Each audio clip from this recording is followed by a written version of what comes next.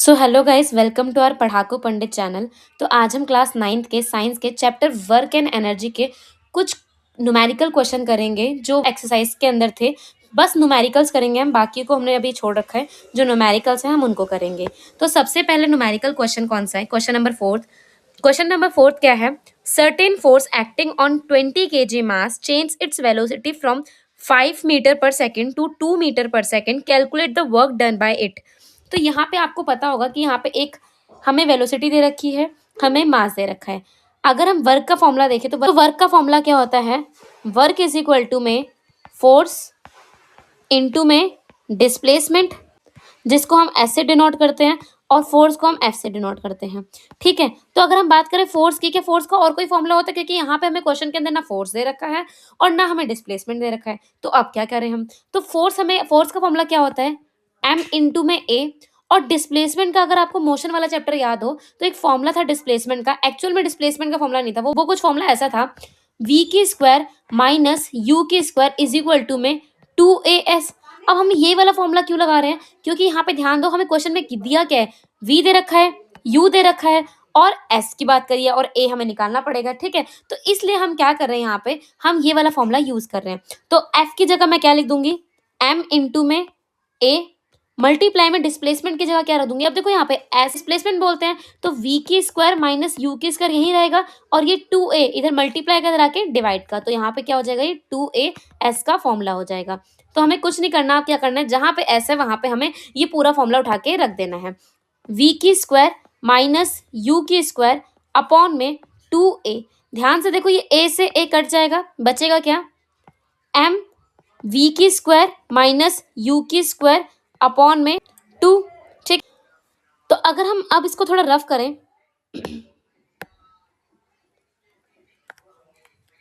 तो m कितना दे रखा है? यहाँ पे इसी फॉर्मूले को देखें तो m कितना दे रखा है? 20, तो हम 20 रख देंगे m की जगह। v कितना दे रखा है? v हमारा कितना है? 2, तो 2 की स्क्वायर माइनस में u कितना दे रखा है हमारा? 5, तो 5 की स्क्वायर अपॉन में 2 का 2 रहेगा। 20 की जगह 20, 2 की स्क्वायर 4 माइनस में 25।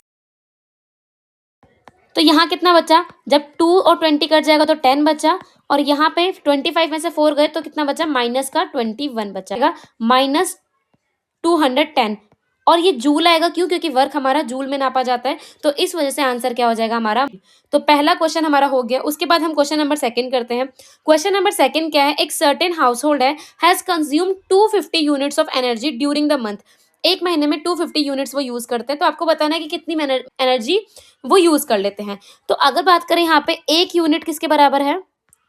250 यूनिट के बराबर है। 1 किलो वॉट आवर में कितने जूल्स होते हैं? तो अगर हम देखें तो यहाँ पे 3.6 इंटू में 10 की पावर 6। अच्छा, अब ये कैसे हो तो मैं यहाँ बता रही हूँ। 1 किलो वॉट में कितने हजार वॉट होते हैं? सेम अगर मैं बोलूँ 1 घंटे में तो कितने सेकंड्स होते हैं? 3600 सेकंड्स होते हैं। ये कैसे पता चला? तो 1 घंटे में 60 मिनट्स होते हैं, और 1 मिनट में 60 सेकंड्स होते हैं। अगर मैं इसको मल्टीप्लाई कर दूँ तो कितना आ जाएगा? 3600। अब हमें टोटल निकालना है, तो 1 किलो वॉट आवर निकालें तो 3600 इंटू में 1000, इसे मल्टीप्लाई करें तो कितना आएगा? 3600 एंड 000। तो अगर मैं इसको लिखना चाहूँ तो क्या मैं ऐसे नहीं लिख सकती? कैसे? 3 पॉइंट, यहाँ पे मैंने क्या किया, यहाँ पे पॉइंट लगाया और बाकी जो डिजिट है उनको मैंने क्या कर दिया? 10 की फॉर्म में लिख दिया, तो यहाँ पे ये आ गया। अब कुछ नहीं करना, आपको निकालना है 250 यूनिट में कितना होगा? तो 250 इंटू में 3.6 इंटू में 10 की पावर 6। पॉइंट हटाओगे नीचे 10 लगेगा, 0 से 0 कट गया, और 36 को जब आप 25 से मल्टीप्लाई करोगे तो 900 आएगा। 900 इंटू में 10 की पावर 6। अगर मैं इसे 900 को लिखना चाहूँ तो 9 इंटू में 100 इंटू में 10 की पावर 6 लिख सकती हूँ। तो हाँ भैया, लिख सकती हूँ। और 100 किसकी स्क्वायर होता है? 10 की स्क्वायर होता है, इंटू में 10 की पावर 6 तो है ही। अब यहाँ देखो, अगर यहाँ पे 10 की पावर, देखो यहाँ पे बेस सेम है तो पावर ऐड हो जाएगी, तो 9 इंटू में 10 की पावर 8 हमारा क्या हो जाएगा? आंसर हो जाएगा। ठीक है, तो अब हम आते हैं क्वेश्चन नंबर 10 पे, क्योंकि 10 भी जो है वो न्यूमेरिकल बेस पे है। तो क्वेश्चन नंबर 10 क्या बोलता है? An object of mass 40 is raised to the height of the 5 metre above the ground, what is the potential energy. आपको बताना है पोटेंशियल एनर्जी क्या होगी, ठीक है। हम पोटेंशियल एनर्जी को हम ईपी भी बोलते हैं, और इसका फॉर्मूला क्या होता है, एम इंटू जी इंटू एच। अब यहाँ पे हमें m दे रखा है, h दे रखा है, पर क्या हमें g दे रखा है, नहीं। अगर g नहीं दे रखा तो वैसे g की वैल्यू 9.8 मीटर पर सेकेंड के स्क्वायर होता है, पर हम इसको 10 भी मान सकते हैं। अगर क्वेश्चन में बोल रखा है कि आपको 9.8 ही माननी है तो आपको 9.8 ही माननी पड़ेगी, और अगर कुछ नहीं गिवन तो आप 10 भी मान सकते हो। तो यहाँ पे m कितना दे रखा है, तो देखो 40 kg दे रखा है, तो हम यहाँ पे 40 लिख देंगे। इंटू में g कितना है, तो 10 मानते हैं, 10, क्योंकि question is silent, that means आप उसको 10 भी मान सकते हो। इंटू में h कितना है, h हमारा 5 है, तो 5 रख देते हैं। तीनों को मल्टीप्लाई करोगे तो कितना आएगा, 2000 जूल। अब जूल क्यों आया, क्योंकि आपको पता है एनर्जी की ऐसा यूनिट क्या होती है, जूल होती है। तो यहाँ पे हमारा आंसर क्या हो जाएगा, 2000 जूल।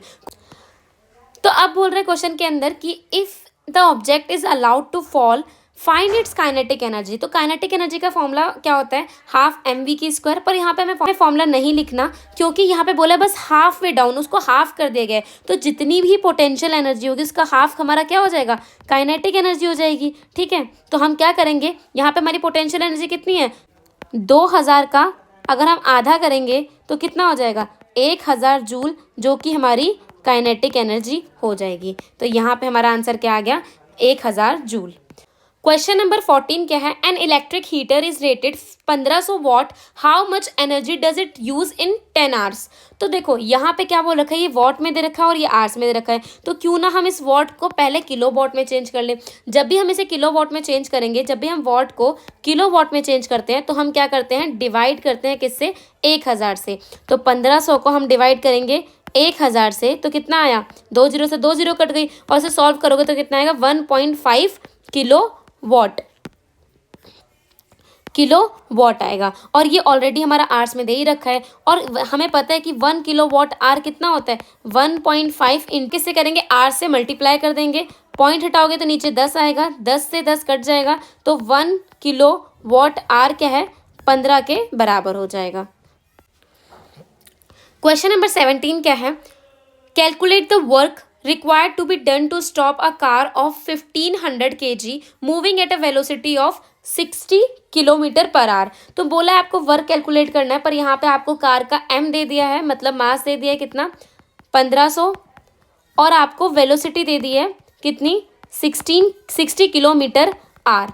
अब देखो यहाँ पे जब हमने ये डेटा देखा तो उसके हिसाब से हमें लगा कि भैया यहाँ तो हमारी काइनेटिक एनर्जी का फॉर्मूला लग जाएगा। और मैंने आपको बताया था जब मैंने ये चैप्टर करवाया था कि काइनेटिक एनर्जी जो होती है वो वर्क के बराबर ही होती है।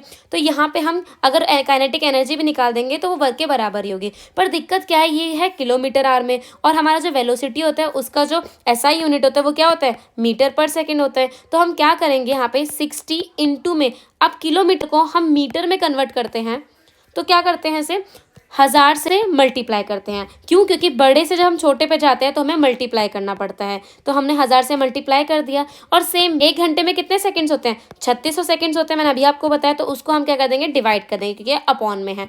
तो हम क्या करेंगे, 3600 से डिवाइड कर देंगे। 2 जीरो से 2 जीरो कट गई। अगर हम इसे काटे तो ये 6 के टेबल से कट रहे हैं, 6 6 जा एंड 6 10 जा 10 पे आता है। इसको इससे मल्टीप्लाई करें तो कितना आएगा, 100 अपॉन में 6, एक और बार 2 से काटे तो ये 50 अपॉन में 3 हमारा क्या आ जाएगा, V आ जाएगा।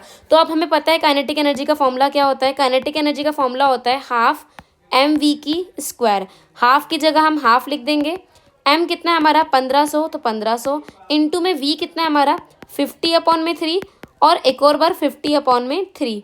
यहाँ पे इसको इससे काट सकते हैं हम, ठीक है। तो ये 500 हो जाएगा, और फर्दर और नहीं कट रहा तो आप इसको काट सकते हो। अगर हम इसको इससे काटें तो 25 हो जाएगा।